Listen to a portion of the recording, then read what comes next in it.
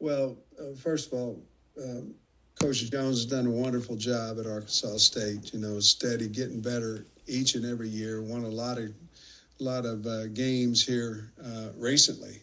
6 or 7 out of their last 9 or 10. Won their bowl game last year. They have a lot of speed. Well coached. Very concerning quarterback. Really good player. Running back. Their skill is outstanding. Defensively, their D-line is extremely well coached, plays hard. It'll be a big challenge. They know when to go and play big schools. They played Michigan, a very, very close game last season. So we have high respect for their program and their coach, and looking forward to going over to Little Rock and playing the first game ever between Arkansas State and the University of Arkansas. Coach, will begin with Tom Murphy of the Arkansas Democrat-Gazette. Hey, Sam, on Monday, you challenged the defensive front and the linebacker core to be more productive. Wondering what you've seen out of them so far in practice this week, and then also what that matchup with the front of Arkansas State looks like on Saturday. Well, we certainly were able to get their attention on Monday and Tuesday at practice. We had good practices those 2 days. Certainly we have to stop the run. That would be quarterback driven with Cross. They have several guys, but Cross is certainly a really good player. Cross, Clay, Spencer, they're all good running backs. So we have to make them throw the football. We have to stop the run, and at that point we have to be sound in our coverage, and we certainly have worked on that. The stretch play is a really good play for them. Their RPO game certainly comes off of that run ability. So we have to stop the run, and we've challenged our guys, and for the first 2 days they've practiced well. Okay, and then I wonder what you thought of the debut of Julian Neal at corner, and because you mentioned that Rucker is such a talented wideout, maybe what the matchup of your DBs against Rucker and their pass game looks like. Well, we want to cover him. I'm not going to go into how we're going to do it, but certainly we like our corners, and they like their wideouts. They should. I mean, they're very, very talented. They've got a lot of speed. But coverage-wise will dictate how we're going to try to work with Rucker. They also have other guys that are very good as well, so you have to pay attention to all of them that are eligible. And their 2 tight ends can run and catch the football as well, so they run flares out to their running back. So a lot of concern there because they have a lot of speed. But Rucker, we're going to know where he is on the field because we know he's a really good player.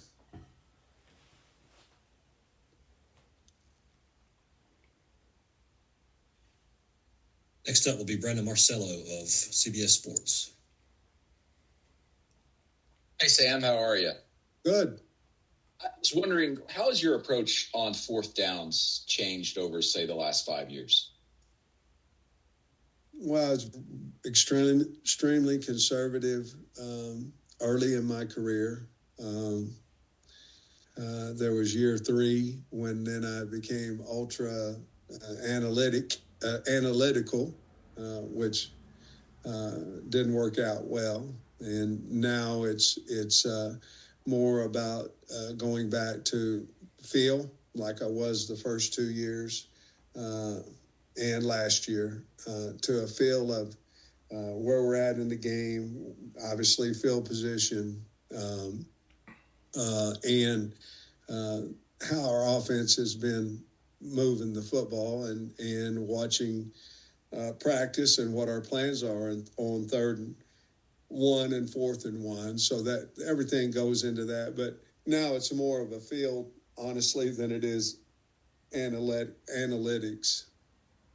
Do you still get information from the book during the game that inform your decisions? We have Morgan Turner runs that book for us, and if I decide to ask for it, he's readily available to tell me, but I told him don't tell me unless I ask, because again,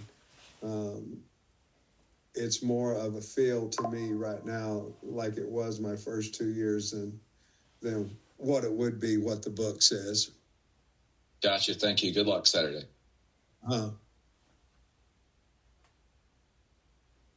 Next will be Trey Biddy of HawgBeat.com.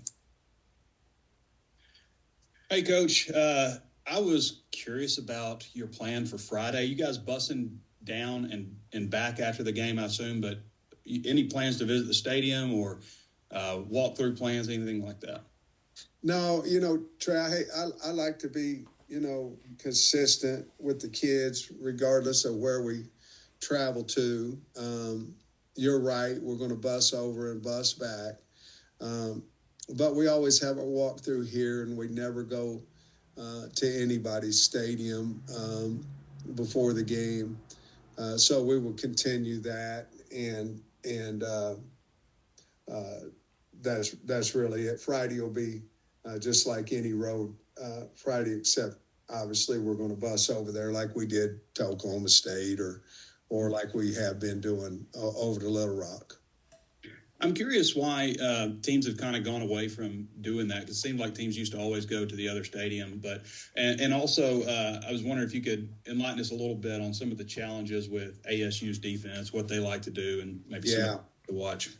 Well, I think, Trey, to answer your first part of that question, I think everybody's worried about somebody having somebody up in the skyboxes and watching your walkthrough, So used to in the old days, a lot of guys would go and they would familiarize themselves with the new stadium. Sometimes guys would take turf from their stadium and sprinkle it on the opponent's stadium and say, now this is our stadium, and some things like that, and then do their walkthrough. But everybody was so afraid to do the walkthrough because you didn't want to give your opponent a possibility of somebody watching it. So that, I think that was probably the beginning of why people didn't do walkthroughs or don't as much as they used to. Your other part was about A-State's defense. I like what they do. They have a lot of Ole Miss similarities in there's some history there. But to be honest with you, they're a quarters team, a cover 6 team. They are going to bring a lot of singles, a lot of one-man blitzes, whether it be inside, whether it be wrap, whether it be a Willie coming off the edge, whether it be a corner, a lot of single blitzes so they can maintain integrity in the back end. And that's how they get their pressure. A lot of twist game, especially out of their mint front, out of their odd front. And so the main concern there is they're really good bull rushers to collapse the inside of the pocket on third down. And they've got a couple of edge guys that have speed. And so overall, they've got a good, fast defense that's very sound, and they've done a wonderful job because they got a lot of new guys over there, but they didn't have a lot of mistakes defensively, so that just means they're well coached. Thanks, Coach. We'll squeeze in one more. Matt Byrne of the Arkansas Democrat-Gazette. Yeah, good morning, Sam.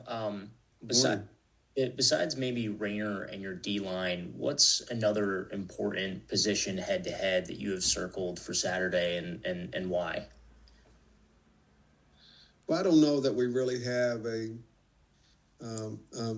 head-to-head battle. I mean, if you're looking at battles, we have to run the football, and that is something that will help our play-action game.